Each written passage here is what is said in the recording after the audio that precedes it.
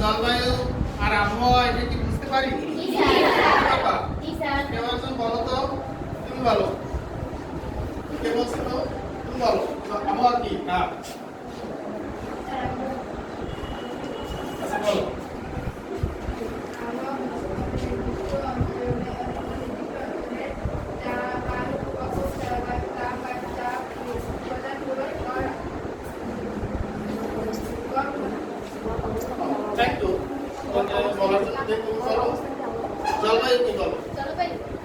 কোনো নির্দিষ্ট স্থানে সাধারণত 30 থেকে 35 বছরে আবহাওয়ার গড় অবস্থাকে জলবায়ু বলে।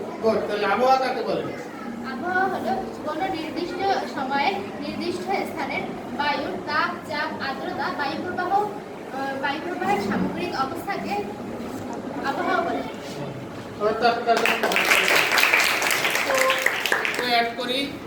এখানে একটা কথা হবে, আমরা যে প্রতিদিন টিভিতে খবর শুনি, কিসের খবর শুনি বলো তো? তাহলে সেখানে হবে দৈনন্দিন তাপমাত্রার গড়, যেটা সেটাই হলো আবহাওয়া। আর সেই দৈনন্দিন তাপের গড় তাপমাত্রার 20 থেকে 25 অথবা 25 থেকে 30 বছরের গড় তাপমাত্রা, গড় আবহাওয়া হচ্ছে জলবায়ু।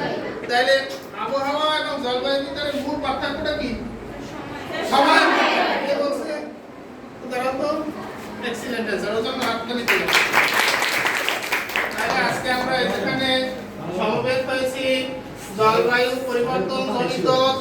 পরিবর্তন জনিত সচেতনতা বৃদ্ধি এবং দুর্যোগ ও ঝুঁকি মোকাবিলা বিষয়ক কর্মশালা বা প্রশিক্ষণ আয়োজনে সন্ন্যাসী মাধ্যমিক বালিকা বিদ্যালয় এবং আমি বিনয় ভূষণ সিংহ, অ্যাসিস্ট্যান্ট টিচার ইংলিশ এর দায়িত্বপ্রাপ্ত সহ আরো 4 সাবজেক্টের স্যাররা রয়েছে এখানে। ঠিক আছে? তার সাবজেক্ট কি? বাংলা, তারপরে গণিত, আর হয়েছে সামাজিক বিজ্ঞান। সামাজিক বিজ্ঞান বইতে তোমাদের দুর্যোগ সম্পর্কে আছে না লেখা? তারপরে ইংরেজি বইতে আছে ক্লাস 9 এবং 10 ইংলিশ ফার্স্ট পেপারে রিনিউয়েবল এনার্জি, তাই তো? আচ্ছা, এই যে আমরা যে দুর্যোগের সম্মুখীন হচ্ছি, এই দুর্যোগের জন্য দায়ী কারা? কি কারণে দায়ী?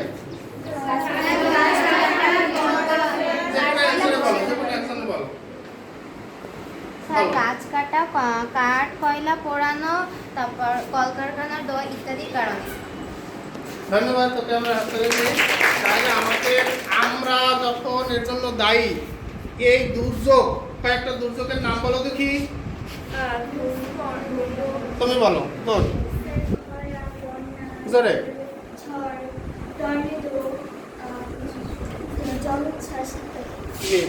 তুমি বলো। দাঁড়াও, আমরা এখানে কি কি ঘূর্ণিঝড়ের মানে কি কি দুর্যোগের সম্মুখীন হই? স্যার, খরা, বন্যা, টর্নেডো, তারপরে আরেকজন কে বলতে পারবে? দাঁড়াও। খরা, বন্যা, ঘূর্ণিঝড়, টর্নেডো এবং জলোচ্ছ্বাস, বন্যা, এগুলো এত সম্মুখীন হই। আমরা সবাই হাততালি দেই। আমরা যে সমস্ত দুর্যোগের সম্মুখীন হই আমাদের এই এলাকায়, প্রথম হয়েছে জলোচ্ছ্বাস, তারপরে বন্যা, খরা, লবণাক্ততা। আমাদের এই এলাকায় লবণাক্ততার কারণে মাত্র 1 ফসল হয়, আর সব জায়গায় 2-3 ফসল হয়। এই যে এখন যে জায়গায় লিচু হয়েছে, তারা ধান লাগাইছে, ধানের পর এখন লিচু, এরপরে লিচুর সাথে আম আছে, এক এক জায়গায় এক, কিন্তু আমাদের এখানে আর কোনো ফসল নাই, একমাত্র সুপারি ব্যতীত, তাও বছরে একবার। কিন্তু মাঠে একটা ফসলই হয়, তাও বৃষ্টির পানির উপর নির্ভরশীল। তাহলে আমরা এই যে জলবায়ুর যে পরিবর্তন, এই পরিবর্তনের জন্য দায়ী কারা? এই আবার এফেক্টেড হচ্ছে কারা? আমরা। কোন মানুষগুলো এফেক্টেড হচ্ছে? সমুদ্র উপকূলবর্তী যারা আমরা, তারাই বেশি এফেক্টেড হচ্ছে। এবং এর কারণে কি কি ক্ষতি হয় বলতো? এই দুর্যোগের কারণে আমরা কি কি ক্ষতির সম্মুখীন হই?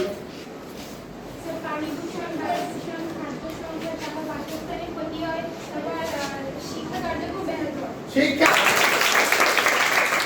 আমরা যে শিক্ষা কার্যক্রম ব্যাহত হয়, শিখতে গেলে আমাদের একটা এনার্জির দরকার হয় না? সেই এনার্জিটা কোথা থেকে আসে? খাদ্য থেকে আসে। সেই খাদ্যর আরেকটা নাম কি? ফসল। আরেকটা নাম কি? সেই ফসল কি হয়? ফসল কি হয়? ধন্যবাদ ধন্যবাদ। ফসল ক্ষতিগ্রস্ত হয়। তাহলে আমরা এই ধরনের সম্মুখীন হই। বিশেষ করে শিক্ষায় আমাদের এই সমস্যা হয়। শিক্ষায় সমস্যা হয় কিভাবে? বলতো এই দুর্যোগের কারণে শিক্ষায় সমস্যা হয় কিভাবে? বন্ধ হয়ে যায়। স্কুল কলেজে সাইক্লোন, আমাদের স্কুলে কি সাইক্লোন সেন্টার আছে? সাইক্লোন সেন্টার কি ব্যবহৃত হয়? বন্যার সময় আমরা এটা উন্মুক্ত করে দিই। এই সাধারণ জনগণ, এখানকার ছাত্র, অভিভাবক, কমিউনিটি যারা আছে সবাই এখানে আসে এবং আমরা রাত্রে এখানে 2 জন শিক্ষক দায়িত্বপ্রাপ্ত থাকি এবং নিচতলায় থাকে গবাদি পশু। নিচতলায় কি থাকে? গবাদি পশু এবং উপরতলায় মানুষ থাকে এবং তাদের জন্য আমরা বিভিন্ন রকম পানি, সুপেয় পানি, তারপরে শুকনো খাবারের ব্যবস্থা আমরা করে থাকি বিভিন্ন অথরিটির মাধ্যমে, আমাদের বিদ্যালয়ের কর্তৃপক্ষের মাধ্যমেও আমরা ওখানে করে থাকি। ঠিক আছে? তাহলে এই দুর্যোগ, যেহেতু এই দুর্যোগ আমাদের কারণে হয়েছে এবং ক্ষতিগ্রস্ত হয়েছে কারা? আমরা।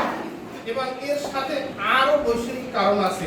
বৈশ্বিক উষ্ণতা, তাপমাত্রা বৃদ্ধি, খরা, ঝড়, জলোচ্ছ্বাস, এগুলো সব কারণ হচ্ছে বনায়ন। আমরা গাছপালা নষ্ট করতেছি, পরিবেশ দূষণ করতেছি, মাটি ভরাট করতেছি, তারপরে জীববৈচিত্র্যের যেটা ধারাবাহিকতা এটা নষ্ট করতেছি। এই সমস্ত কারণে বিশ্বের তাপমাত্রা বেড়ে যাচ্ছে। আর তাপমাত্রা বাড়ার কারণে এই ধরনের ক্ষতির আমরা, এই ধরনের নতুন নতুন দুর্যোগ হচ্ছে। যদিও শিল্প বিপ্লবের কারণে, ইন্ডাস্ট্রিয়াল রিভলিউশনের কারণে এই দুর্যোগের কারণটা বেশি হয়। এটা হয় উন্নত দেশের কারণে। তাই উন্নত দেশকে আমরা তাদেরকে দায়ী করতে পারবো না, তাদেরকে দায়ী করতে পারবো, অ্যাডভোকেসি করতে পারবো, বাট কিন্তু ক্ষতিগ্রস্ত হচ্ছে কারা? সরাসরি আমরা এটার সাথে। তাহলে আমাদের এই যে আমরা যে ক্ষতিগ্রস্ত হচ্ছি, এ থেকে আমাদেরই প্রশমন করতে হবে। প্রশমন অর্থ কি? সারিয়ে তোলা, কমিয়ে আনা। এই ক্ষতির সম্মুখীন যে আমরা হচ্ছি, এখান থেকে আমাদের কমিয়ে আনতে হবে, তাই তো? এই কমিয়ে আনতে আমাদের কিছু কিছু কাজ আছে। দুর্যোগ, বিভিন্ন দুর্যোগে বিভিন্ন রকম সিস্টেম। এই ক্ষতিকারক এই ক্ষতির হাত থেকে কমাই আনতে কি কি করা যাবে বলো তো? তুমি বলো। ক্ষতির হাত থেকে আমরা কমানোর জন্য বেশি বেশি গাছ লাগাতে পারি। তারপর আমরা দূষিত পানি পানি দূষণ না হয়, তারপর বিভিন্ন রোগ হয় পানি দূষণের কারণে। তার জন্য আমরা ভালো পানি, বিশুদ্ধ পানি সংরক্ষণ করব, ময়লা আবর্জনা পরিষ্কার করব। Thank you. আচ্ছা, বিষয়টা প্রশ্নটা ছিল কি বলো তো? প্রশ্নটা ছিল কি? দুর্যোগকালীন সময়ে আমাদের দুর্যোগের ক্ষয়ক্ষতি কিভাবে কমাই আনতে পারি? এর প্রধান একটা কারণ হইল, প্রধান একটা উপায় হইল পূর্ব প্রস্তুতি। আমাদের পূর্ব প্রস্তুতি থাকতেই হবে, কারণ আমরা এই দ্বারা এফেক্টেড হই।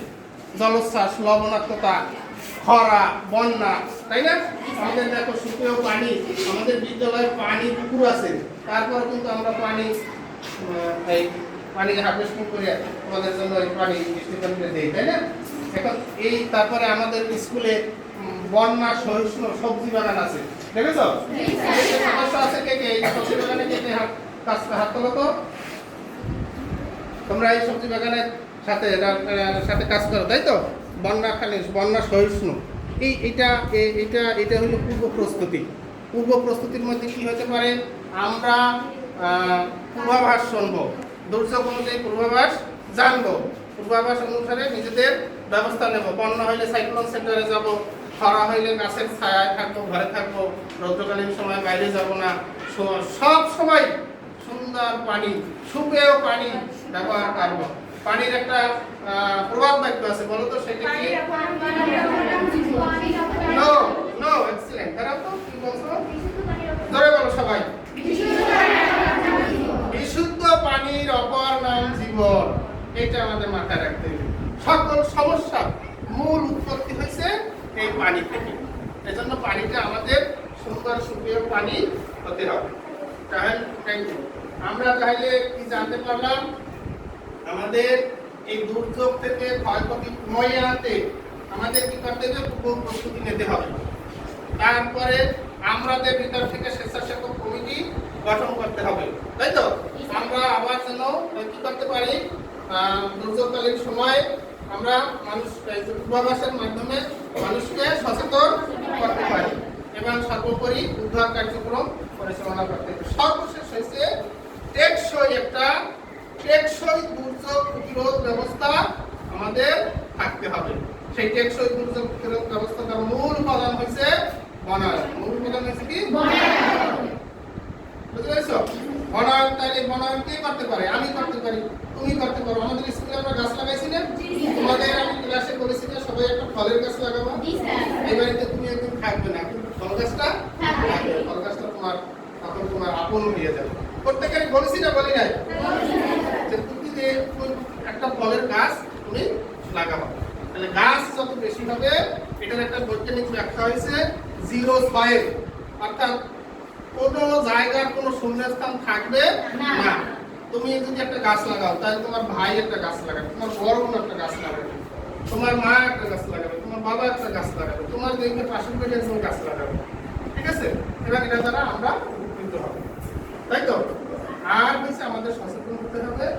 পয় নিষ্কাশন ব্যবস্থা, আমাদের যে বজ্র ব্যবস্থা আছে, আমরা যে একটু আগে ডাস্টবিনে নিজেরা ময়লা ফেলছিলাম, তাই না? বাসা বাড়িতেও আমরা সেই ময়লাটা ফেলবো। উন্নত কান্ট্রিতে ময়লা শ্রেণী বিভাগ হয়, আমরাও তো উন্নত হতে পারি। কিরকম ময়লা শ্রেণী বিভাগ? যে ক্লাস 9 এ আছে না, clear, reduce, reuse, 9-10, reduce, reuse, recycle. অর্থাৎ যেটা পচনশীল সেটাকে রিডিউস, হ্রাস করতে হবে। রিইউজ যেমন প্লাস্টিক, আমরা এটা আবার ব্যবহার করতে পারি। আর রিসাইকেল হলো যে সমস্ত আমরা আবার নতুন কোনো কিছু তৈরি করতে পারি। প্লাস্টিক হতে পারে, অন্যান্য উপাদানমূলক বজ্র হতে পারে। বুঝা গেছে? তাহলে আমরা এই যে গাছ লাগাবো এবং বর্জ্য ব্যবস্থা, এই কাজ দুটা কাদের? আমাদের। এবং এই দুটো আমরা করলে আমাদের দুর্যোগের পরিমাণ, দুর্যোগের ক্ষয়ক্ষতির পরিমাণটা কমে আসবে। সেই সাথে আমাদের লাগবে পূর্ব প্রস্তুতি এবং সকলের অংশগ্রহণ তৎপরতায় এবং টেকসই উন্নয়নে রয়েছে গাছপালা লাগানো। বুঝতে পারছি সকলকে? আমরা এতক্ষণ যে আলোচনা করেছি, এটা তোমাদের দলগত একটা কাজ রয়েছে এবং ইন্ডিভিজুয়াল একটা কাজ রয়েছে। বুঝতে পেরেছো? ইন্ডিভিজুয়াল কাজ রয়েছে, সবাই এখানে রঙিন কার্ড পাবে। আমরা এখানে কিছু আলোচনা করেছি দুর্যোগের জন্য দায়ীকে, দুর্যোগের জন্য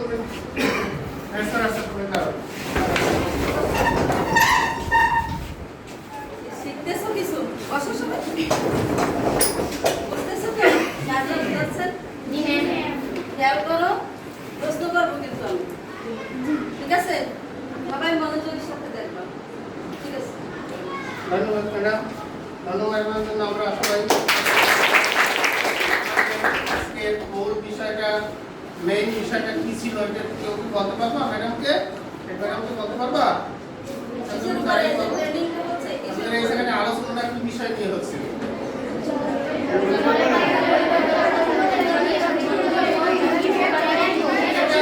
একজনে দাঁড়াই বলো। একজন দাঁড়াই বলো।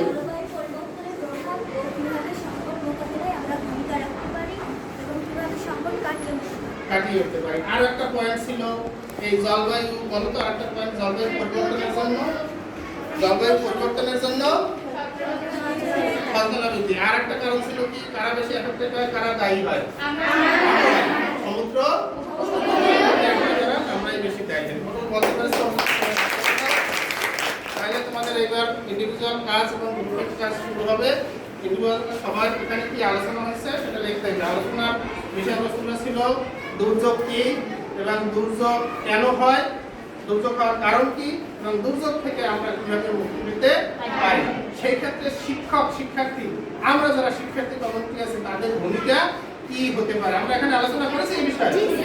আচ্ছা, আর দলগত কাজ হয়েছে আমাদের এটা তাড়াতাড়ি লিখে দেওয়া দুর্যোগ কি দুর্যোগের ক্ষতিগ্রস্ত হয় কারা দুর্যোগের কারণ কি তিনটে কথা সবাই একটু লেখো এটা লেখবা দুর্যোগের নাম একটা এটা লেখবা দুর্যোগের নাম পাঁচটা দুর্যোগের নাম লেখবা কিছু লিখতে হবে না কাগজ কলম নিয়ে আসতে বলছি তো